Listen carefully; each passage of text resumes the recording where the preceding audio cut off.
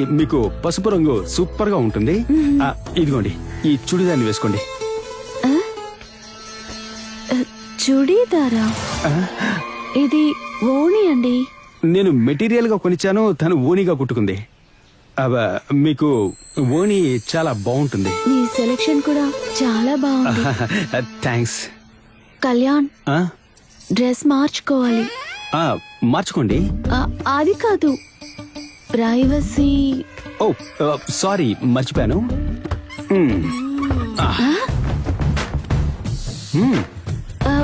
అది కాదు, మీరు బయటకు వెళ్ళండి, అప్పుడే నేను డ్రెస్ మార్చుకోగలను.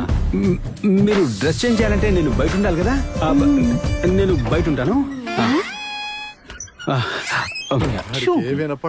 అందుకే పిలిచాను.